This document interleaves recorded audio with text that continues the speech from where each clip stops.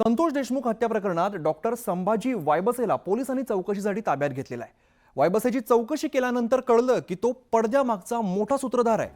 वायबसे आरोपींच्या संपर्कात होता आणि त्यांना मदत करत होता। वायबसे आरोपी सुदर्शन घुलेचा जवळचा असून त्याच्या माध्यमातूनच पोलिसांनी आरोपींच्या मुसक्या आवळल्या।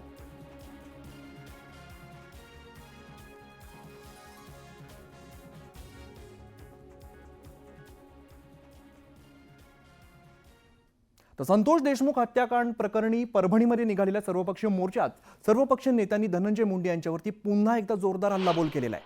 कराडला अटक झाली, आता पुढचा नंबर मुंडेंचा आहे असा इशारा सुरेश धस यांनी दिलेला आहे। देशमुख कुटुंबाला त्रास झाला तर मुंडेंना रस्त्यावर फिरू देणार नाही असा इशारा मनोज जरांगेने दिलेला आहे। तर या सगळ्या प्रकरणाचे मुख्य सूत्रधार धनंजय मुंडे असल्याचा आरोप नरेंद्र पाटील यांनी केलेला आहे। एकूणच या सर्व नेत्यांनी मुंडेंना चोहोबाजूंनी घेरल्याचं पाहायला मिळत आहे।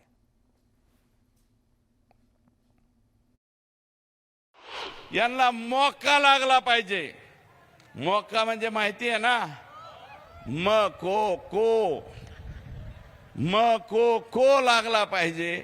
एकदा अंदर गया ना, पोलिसांनी मोका मध्ये घातला ना, 5-4 वर्ष नमस्ते लंडन, पुन्हा हे माघारी येत नाहीत। आणि हा जो आका आहे ना, आका तर गेलाच पाहिजे, पण जर का आकाच्या आकाने काही यंटोबंडो केला असेल तर आकाचा आका सुद्धा नंबर लागू शकतो। आणि जर तो व्हिडिओ आकाला तर 100% दाखवलाच असेल संतोषच्या मारहाणीचा, पण आकाच्या आकाला दाखवला असेल आणि त्यांनी जर पाहिला असेल तर आकाच्या आका कर लो जल्दी तयारी, हम निकले हैं जेलवारी।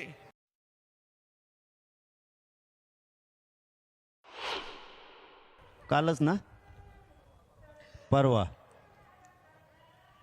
मी आतापर्यंत नाव घेऊन कधी बोललो नाही, कारण माझा स्वभाव आहे, मला काहीतरी कुणकुण लागल्याशिवाय मी कोणाच्या वाटा जात नाही।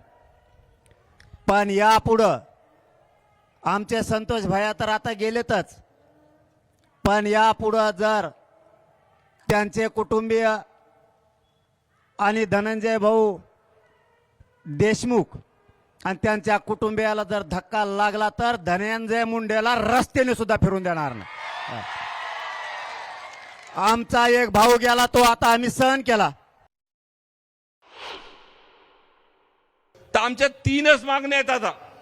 म्हणजे पहिल्या दिवशीपासून मी मागतोय की हे प्रकरण एक तर फास्ट ट्रॅक वरती चालवा, अंडर ट्रायल चालवा,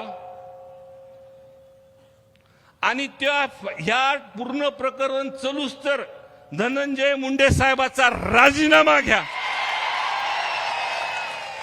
आणि जे काही मास्टर माइंड किंवा सीडीआर वरती हे माणसं सापडतील ह्यांना डायरेक्ट फासावरती चढवा।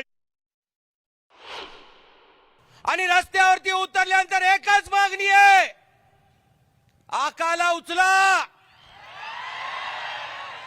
आणि आकाचा जो पक्षाचा नेता आहे त्या नेत्यालाही त्या ठिकाणी राजीनामा घेतल्याशिवाय कुणी शांत बसू नका, कारण हा खरा सूत्रधार कोण आहे तर धनंजय मुंडे आहे।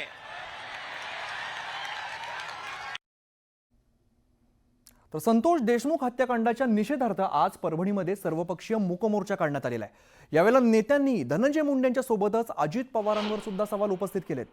धनंजय मुंडेंना मंत्रिमंडळात स्थान देण्यावरून या नेत्यांनी अजित पवारांवरती जोरदार टीका केली आहे।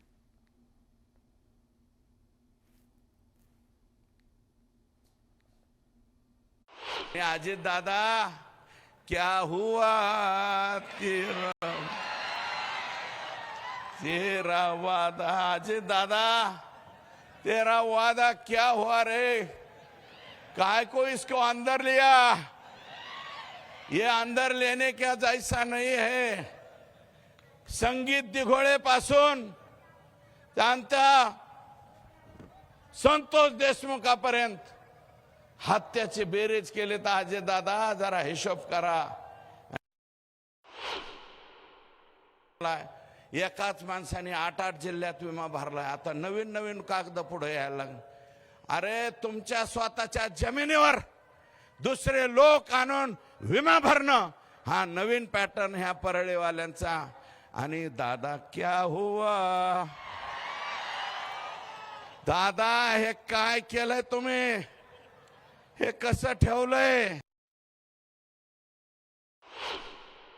माझं म्हणणं आहे अजितदादा पवारांना, दादा तुमच्या पक्षामध्ये मी काम केलेलं आहे, तुमच्या पक्षामध्ये विधान परिषदेमध्ये होतं तुमच्यामुळे, पण आज तुमच्याच पक्षातला मंत्री त्याचे जर पिल्ले अशा परीने जर गोरगरिबांना मारत असतील तर तुम्ही कुणाचा अंत पाहणार आहात. तुम्ही त्याला मंत्रिमंडळामध्ये स्वतः फडफडत काढलं पाहिजे. अरे त्यांना राजीनामा देण्यापेक्षा तुम्हीच हात धरला पाहिजे. अरे चल जा गावाला. अरे महाराष्ट्राने तुम्हाला डोक्यावर उचलून नाचलं असतं. तर संतोष देशमुख हत्या प्रकरणातील सुदर्शन घुले, सुधीर सांगळे यांना पुण्यातून अटक करण्यात आलेली आहे. तर सिद्धार्थ सोनवणेला मुंबईतून अटक करण्यात आलेली आहे. या 3 आरोपींना न्यायालयामध्ये हजर करण्यात आलेलं. संघटित गुन्हे करून दहशत निर्माण करणे, जिल्ह्यामध्ये नवीन उद्योगधंदे करायला आलेल्या कंपन्यांना धमकावणे हा आरोपींचा पेशा आहे. या आरोपींना संतोष देशमुख यांच्या हत्येच्या अजिबात पश्चाताप नाही असा युक्तिवाद करण्यात आलेला आहे. दरम्यान न्यायालयाने दोन्ही बाजूंचा युक्तिवाद ऐकल्यानंतर आरोपींना 14 दिवसांची पोलीस कोठडी सुनावलेली आहे आणि आरोपींना आता पोलीस बीडला घेऊन रवाना झाले.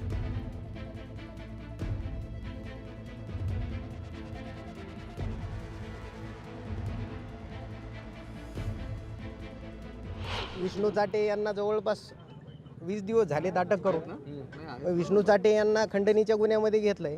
वास्तविक पाहता हा मर्डर म्हणजे जो किडनॅपिंग 140चा जो गुन्हा आहे BNSS नुसार, तर त्यांनी त्या आरोपींना याच्यामध्ये घेणं आवश्यक होतं, पण त्यांनी तसं केलेलं नाही. त्यांनी खंडणीच्या गुन्ह्यामध्ये घेतले. म्हणजे यावरून तपासी अधिकारी सुद्धा किती तपासी यंत्रणा सुद्धा किती गांभीर्यानं प्रकरण हाताळतात हे स्पष्ट दिसतं.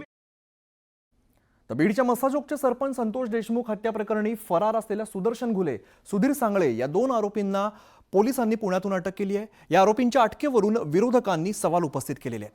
आरोपींना पुण्यातून अटक कशी होते, आरोपींचं नेमकं पुण्याशी कनेक्शन काय याचा तपास व्हावा अशी मागणी विरोधक करतायत.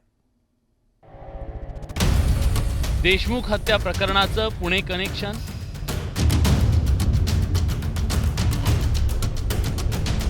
फरार आरोपींपैकी 2घांना पुण्यातून अटक, विरोधकांच्या सवालांच्या फैरी. ज्या अटक होतात त्या पुण्यातूनच कशा होतात. पुण्यातल्या CID कार्यालयात काही दिवसांपूर्वी पवनचक्की कंपनीकडून खंडणी मागितल्या प्रकरणी फरार असलेल्या वाल्मिक कराडनं शरणागती पत्करली होती. त्यानंतर आता बीडच्या मसाजोग गावचे सरपंच संतोष देशमुख यांच्या हत्ये प्रकरणातील फरार आरोपी सुदर्शन घुले, सुधीर सांगळेंच्या मुसक्या पोलिसांनी आवळल्या, त्याही पुण्यातून. 9 डिसेंबर